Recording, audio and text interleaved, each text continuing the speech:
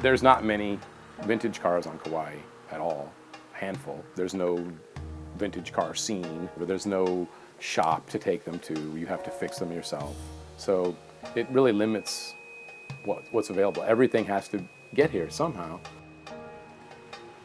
158-mile road, it's not even connected, it's a U-shape, there's nowhere to go. So having a car is not a way to express your independence and how you're going to leave and go out on the open road and have an adventure. You're really just going to drive it around and come home the same way you went. I moved here, there's not anywhere to go fast, and I just wanted something that was stylish, and this was a car I had seen when I was in high school. It sounds fast, but it's not that fast. It looks posh, but it's really cheap to fix, and I can fix it myself. And at the end of the day, I don't worry about it.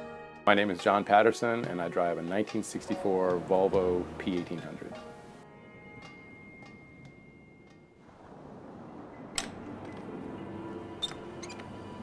Some people own cars for prestige, for ego. And here, standing out in Kauai and being like, look at me, is considered uncool. You'll get poor treatment from other people, you'll get poor service at a restaurant, you'll just get a general thumbs down everywhere you go. This car really popped out when I saw that they were still pretty inexpensive for something I had wanted my whole life. It's not a pretentious car, I mean, it's cool looking, but it's not expensive. It's a Volvo. I mean, it's sort of, however you look at it, it's a Volvo. So I get a lot of thumbs up, everywhere people like seeing me drive it by. It's not an attitude of look at what I've got and look at how cool I am. It's more just a family, hey, it's a nice day. We're all out here having fun. On a small island, you have to be independent. You have to be able to fix your own mistakes, fix your own car, take care of yourself on some level. And everything is like that. So whenever you're doing something, you've got to figure it out on your own and make it work on your own.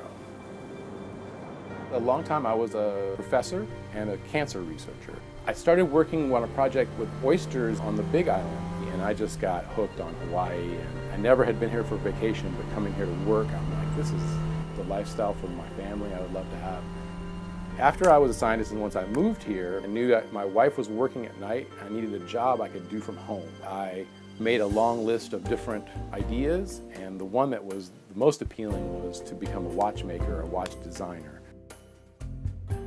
I'm not the old Swiss guy with the loop. I do some of that. I knew a lot about watch design, what goes into making a good watch, and ironically, my Swiss partners constantly field inquiries from people from outside, and they always say no. For some reason, I knew exactly what I wanted. I had my design, I had my specifications, I had my dimensions, I had it all, and the people there were impressed enough to say, okay, well, let's give this guy a chance. And so I kind of got my foot in the door. In watchmaking, you really have the Swiss who've done it forever, and then nowadays 90% of the watches are made in China in just huge factories that are really, just cranked out, not very expensive. Watch companies usually have deep pockets at some level, and I did mine from like a home equity loan. For a little American brand, we do pretty well. I wanted to make a product that made my customers feel like they had their own little secret, but it didn't cost a lot of money.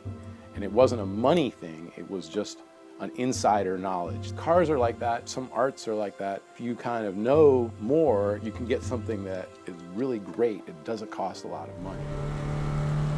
An old Volvo, it's not something that you hold over somebody like, look what I got. I got this old P1800. I mean, it's just kind of a fun thing, but not some fancy thing. I love it. It makes me feel good. I love the lines of it. I love the shape of it. I love the workmanship in it, the handcraft aspect. It has a lot of the same stuff that all the old cars, handmade by a bunch of old guys, and it's not perfect, and you get in there and you can see the mistakes. Everybody who's a vintage car collector, whether it's a $1 million Ferrari or a piece of junk, they like to see that connection to the history of who made it and how it was made.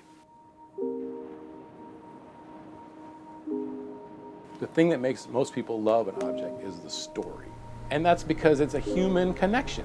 There's appeal in the flaws. If it was made by a person, it has a flaw.